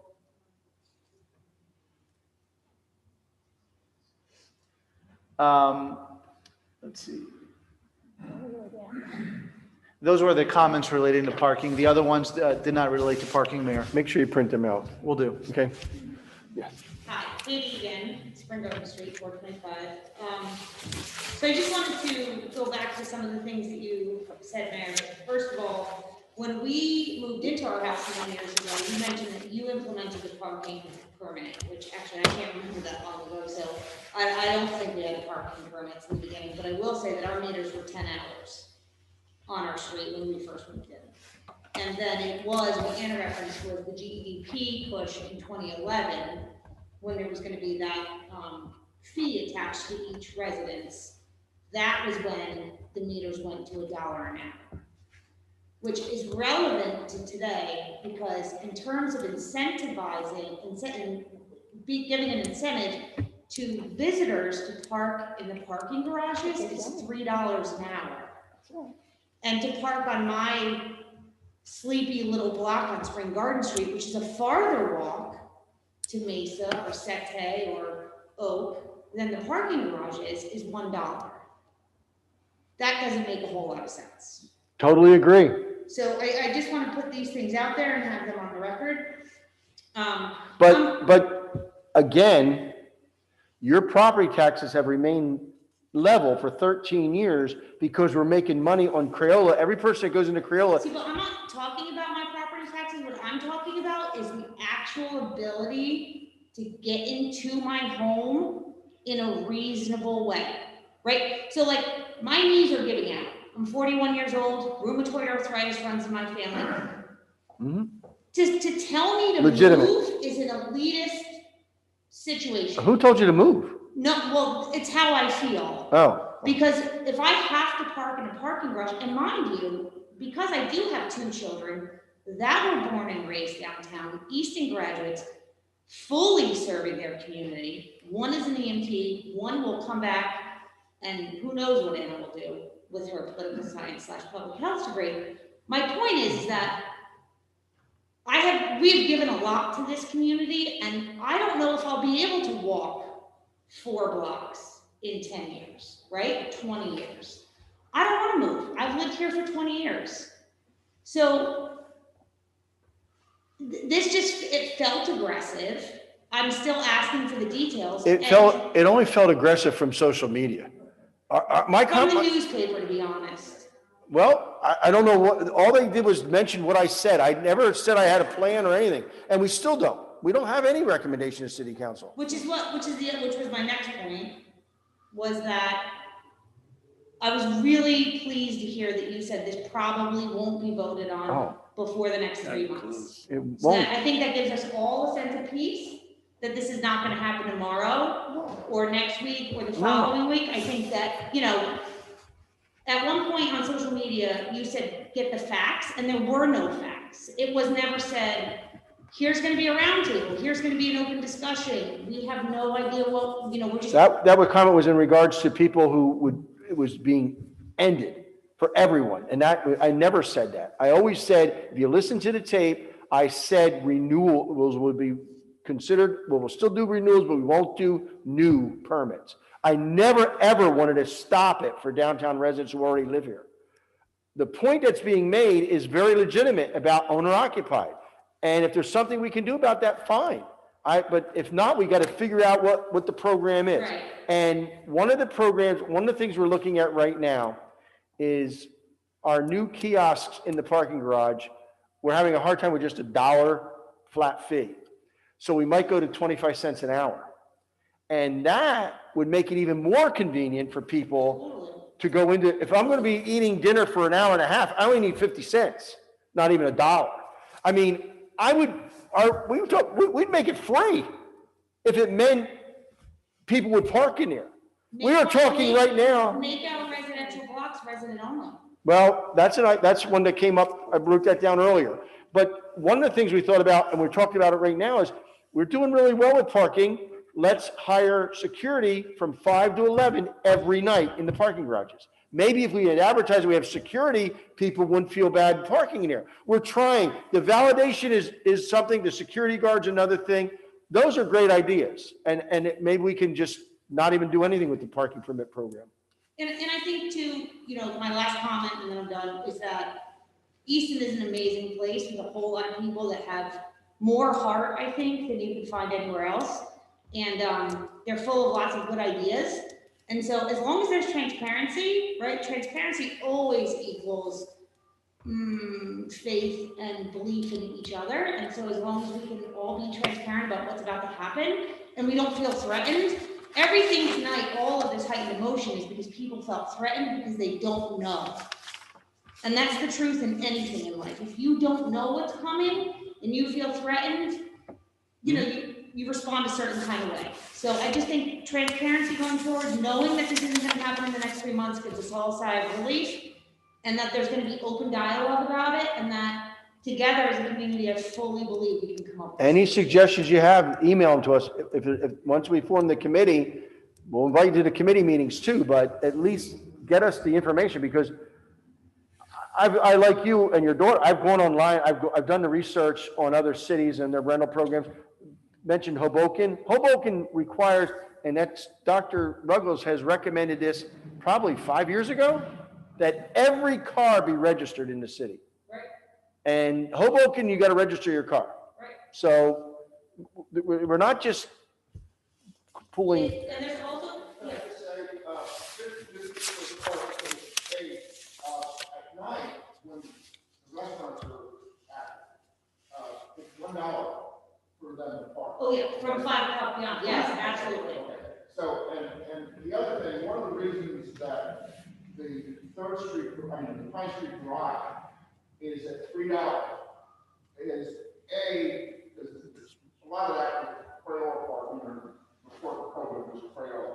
But B, that garage is very old, and it cost us, I think last year was $500,000 just to do repairs on it. And one of the reasons that I voted for that increase was to help cover those repairs. And the building, I mean, the concrete is actually literally falling apart in that garage.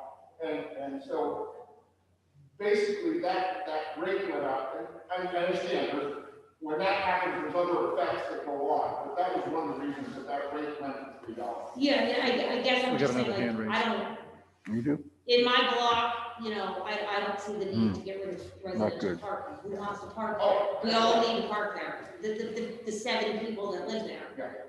You know, and so. But I would just say one other thing, just to help hopefully alleviate when we did the building for 186 South 3rd, there was a citizen group that came together, and I thought that was one of the best things that ever happened in my experience with city government. Everybody threw out ideas, we shared our ideas, we understood what different issues were, and I think that it produced an extremely good product. But it was the result of everybody coming together and sharing ideas and getting out there what their feelings were. And I mean, some people thought it should go this way, but they saw this person's point, and therefore, okay, I understand why we want to do that.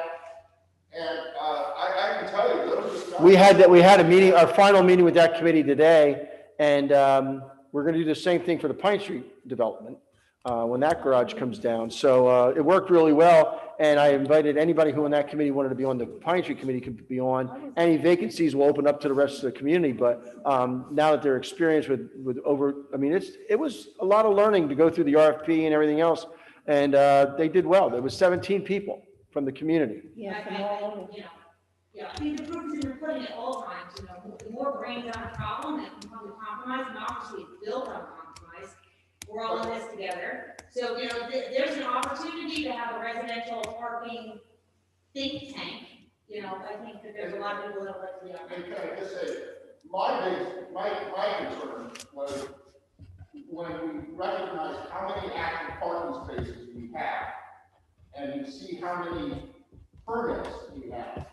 And when those two numbers start to approach, and you see additional people coming in, then we're saying, oh, hey, the people who are currently parking there are going to have a problem because we're going to get more parking permits than we actually have spaces. Right, so one thing I want to say about that is that I think that without digging deeply into that data, to look at it on the surface, yes, that's nice, we have 2 kids, 2 adults. We have 4 parking permits. We also rent 2 spots for $50 a month in the 4th Street, the 4th and whatever, the 4th Street block right next to the police station. So at any given moment, we have 4 parking permits, but only 2 cars are on the street. So it looks like we're taking up 4, but we're really only taking up 2. And I'm sure I speak for a lot of other people that think there's that private parking as well, mostly because half the time there's no room for all 4 cars. But you understand the position that we have with the private lots that are empty at night and weekends?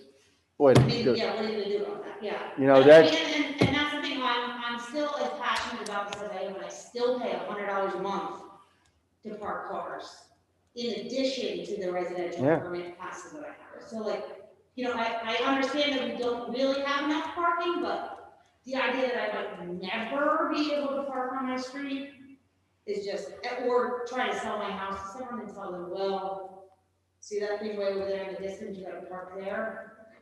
That's just, I can't even. It's a imagine point well what that taken. conversation looks like. Point well taken. Hi, Lauren Keeney again. Katie hit a couple of my points that I wanted to bring up at the end there, but I've been living downtown, like I said, for 10 years. I don't own, I've been renting, so I do rely on the parking permit. I park on Bushkill, and it was, my family comes down to visit me, but whenever I go somewhere, I always, okay, where is the parking garage? If I'm visiting a town, I'm parking in a parking garage. I'm not wondering, I'm not going around to see where I can park the closest to the thing. I'm exploring the city, I'm parking in the parking garage and walking around town and exploring. When I go to Allentown, I park in the parking garage. When I go to Bethlehem, I park in the parking garage. No matter where I'm going, I park in the parking garage because I'm visiting. I don't think, I find it hard to believe that people don't understand. If you're visiting a town, you should utilize the parking garage and park in there to explore our city. But then you have people, you know, that are residents that now you're saying you have to park in the parking garage and leave the streets for the tourists. Katie had brought up the point. No, let me just interrupt you. Yeah. Just to let you know, no, that's not the reason. Correct, yes. We want the tourists to park in the garage because they're longer than 3 hours. The reason why we have a 3-hour limit, why do we do Sundays? Well, we waited till after church service because we have 4 downtown churches, 5 now. We have 4 or 5 downtown churches. We waited till noon, but the people who come to Crayola park on the street first. So if they know they can only park there for 3 hours and they're going to be in Crayola longer than 3 hours, they go in the garage. So Well, there's a street. I think maybe you should advertise Crayola parking here, visitor parking here. That was a suggestion. Right, earlier. okay. Signing for parking. Right. I was just kind of reiterating. Good point. But yeah, I think that, I mean, if something, I also think that $70 for what I'm scared about, if whatever happens and I move away and then I come back and I have to park in the parking garage because that's what happens. But also $70 for a month compared to $100 for the year is also very crazy to me that might be also what might happen. Good point. Yeah. Good point. Okay, that's all I have. Thank you. Mayor, we have a hand raised. Go ahead. There's a hand raised on Zoom. Go ahead. All right, Tony Mittman has her hand raised, so I'm gonna allow her to talk. Tony, if you can unmute yourself. Can you hear me? Yes, please introduce yourself. Hi, my name is Tony Mittman. I live at 36 North 3rd Street, Easton, Pennsylvania.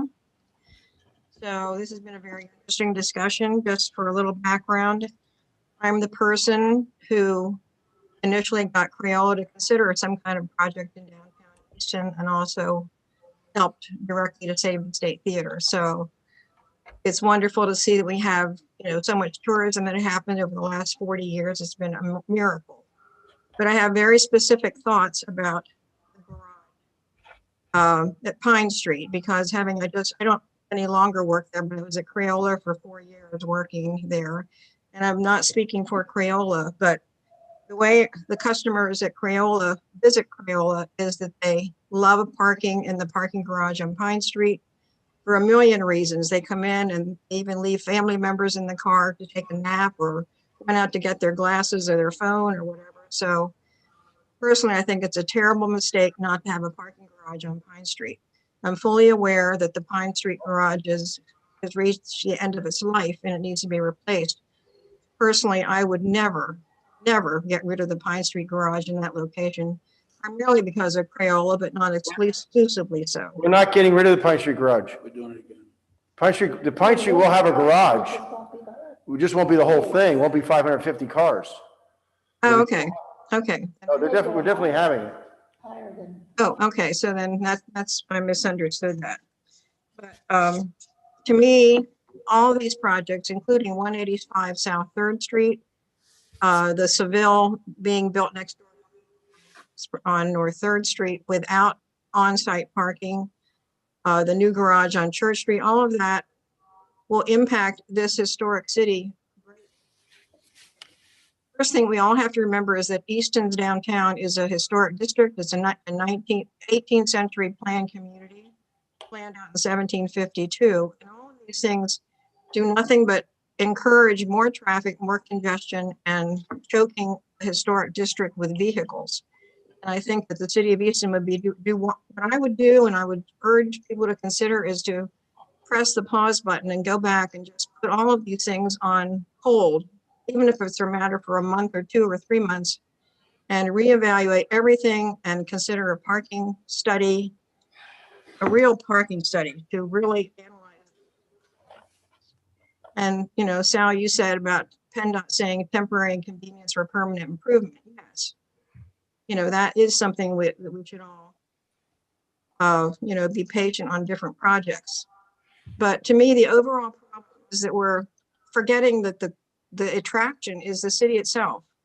The street plan, the rivers, the architecture, the history, the cultural resources, and all of this gets lost in all of these discussions because of just the nature of bureaucracy. So my only comment is to just seriously consider bringing all these developers and the citizens together in a room, either distance or on Zoom, and really talk about the real impact of all of these projects on a historic district. I just wanted to put that on record. So thank you.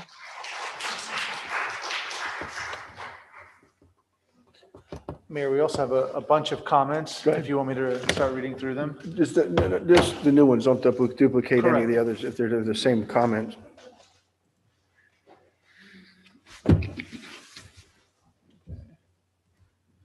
Bear with me for 1 second.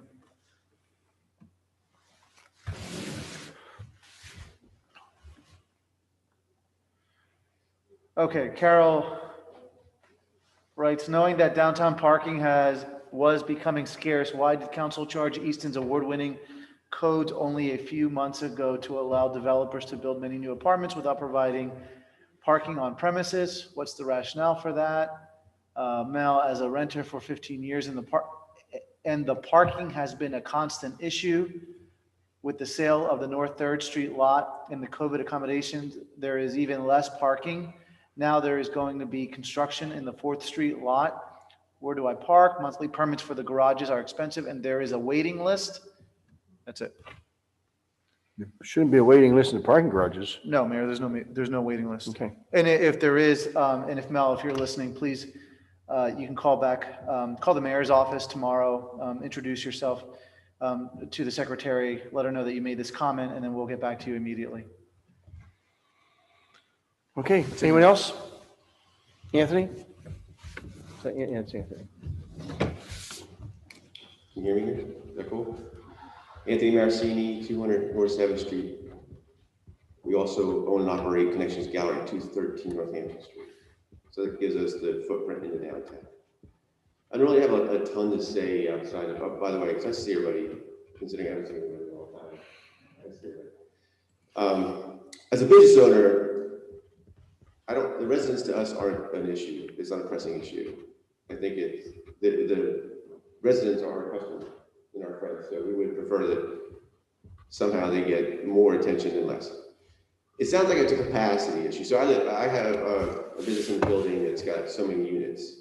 And if I'm correct in our zoning or codes, that you have to have a dumpster for however how many units you have, correct? So like over 7 units.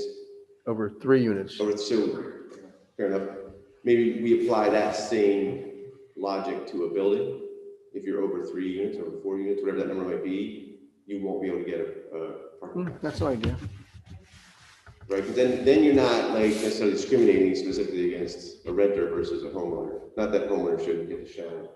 I think especially someone like Michelle, whose property is nowhere near a parking deck, and it's up a hill. Yeah, it's up a hill. I would literally hate that. And same thing with she's still here. I would hate that too. And having lived on Ferry Street, it's a walk. I don't mind it, but some people I can see would be an issue with that. So that would be my concept, is like maybe is limited by scale as opposed to renter versus homeowner. And that's just a language thing. I'm sure the solicitor could help us with the language. Good. That's a great idea. Yeah, I think it's great to have a passionate dialogue about such things. And who's in this room been here over 10 years, right? You know there was no issues with parking 10 years ago. You could roll a bowling ball down the street, nothing. You hit nobody. This is all growing pains. So we just have to find a way to communicate with each other. Much like I agree with what Anna had to say about some things, and what Katie had to say, her mom, about transparency and communication. And I was on the what's the address of that? 185. Thank you. I was on that committee, and one of the reasons why we selected the developer we did was because of the parking, because we didn't want to stress the parking any further. So these are things that we just have to have dialogue about, but that would be my suggestion. Cool. Good idea. Great idea. And then Mayor, we'll hit you up about that mural sometime too. Yeah, great. Okay, Yeah. cool. Thank you. All right.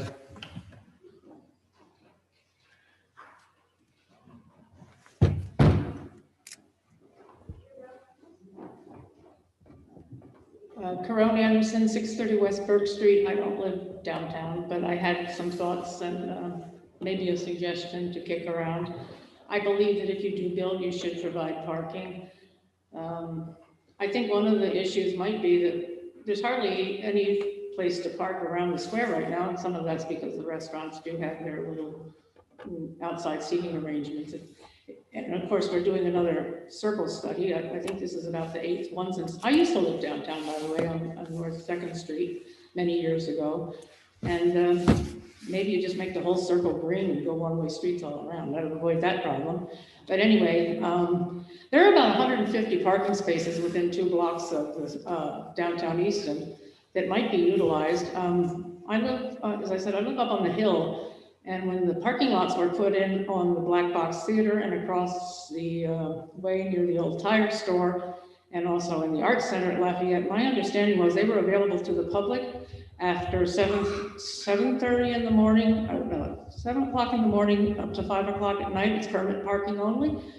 And with modern technology, there ought to be a way to take use of those 150 parking spaces. They're only about 3 blocks from downtown Easton, and walk the people up to those nice little shops and stores on the way. And the college is not in session from May 15th until August, and they're available at night, which is my understanding is the time that people use those restaurants and things.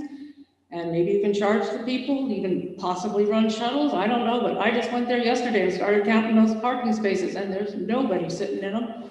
And with COVID, they're even more useful, and they're not used at all in the summer months when I think you're going to have a lot of people. And my understanding is we can use them, so why don't we use them? And by the way, even with permits, if I didn't have all-street parking, and I'm 68 years old, I couldn't get to my house when the students are in session, so it's not just downtown, folks. But I think there's something we should do without using those parking spaces that sit empty, and take advantage of them. You could have a gate come down and people slide credit cards through them. If the city wants to share some of that money with the college, that's fine with me. So think about it.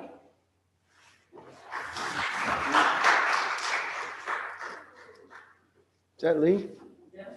I can't tell with that mask on. I know, you can tell from the hair though, right? Lee Boyd, 73 North Second Street. A couple of things. One. Your house looks beautiful, by the way. Thank But, you. oh, I'm glad to hear Jeff's doing better. I'm sorry? I'm glad to hear Jeff's doing better. He is. Wow. Yeah, yeah. That point that our house looks beautiful. I've lived here now 17 years and we've invested a lot of money fixing that house up, keeping it maintained, most people don't even see the backyard, but the backyard is. Beautiful. Like an Italian garden. That just keeps going up and up and up. It does, it does.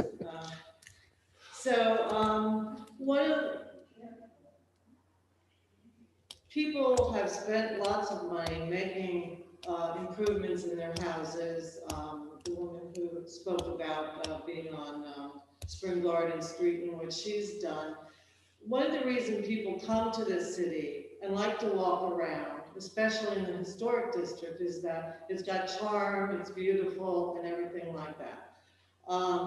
But I do have concerns, and I know it's, you've already taken the point that if indeed we ever have to sell our house, I'm 73, Charles is 85, at some point in time, we probably won't be there anymore. And if I have to sell the house, I would want to know that people won't say, oh, nice house, but there's no parking, there's no parking, and we don't have parking. So that's one point. The other thing is that you mentioned the Wolf Building.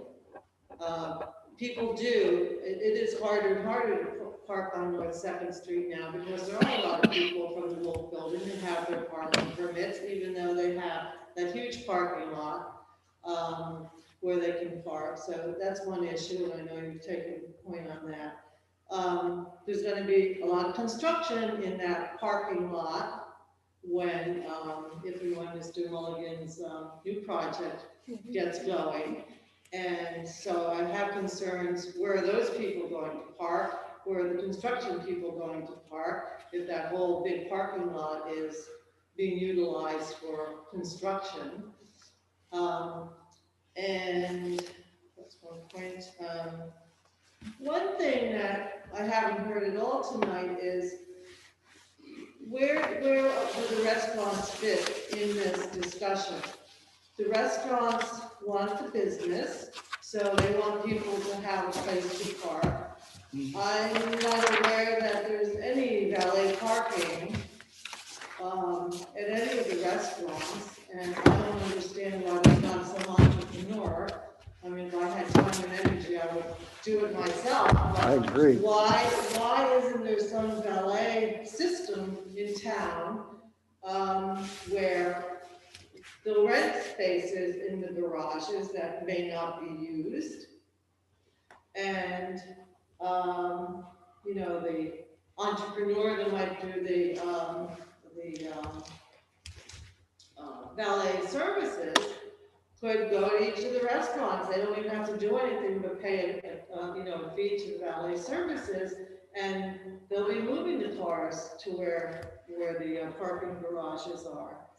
And I don't think anyone going to Ocean or Cataluna want to park in front of my house and walk up there to have their dinner.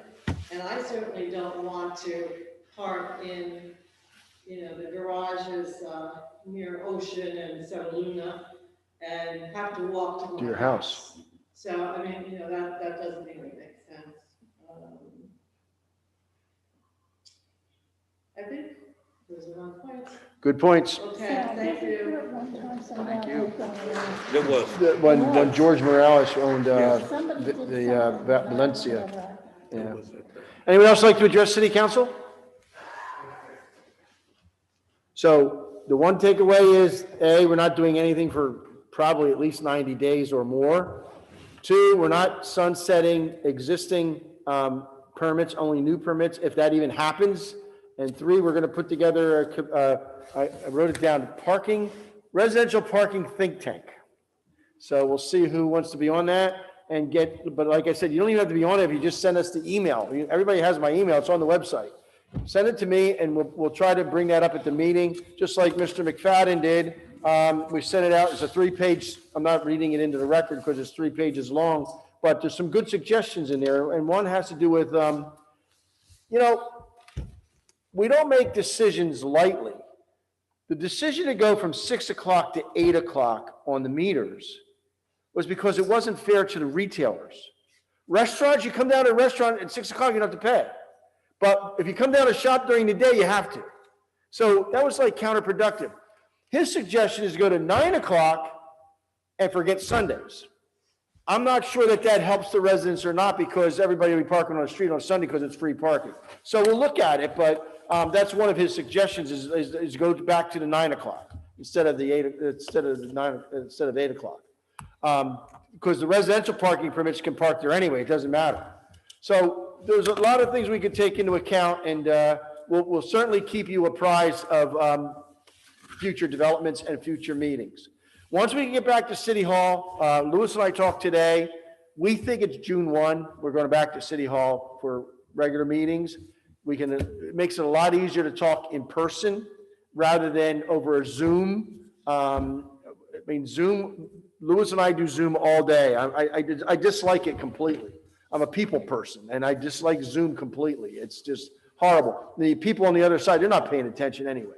They have it on, but they're not paying attention.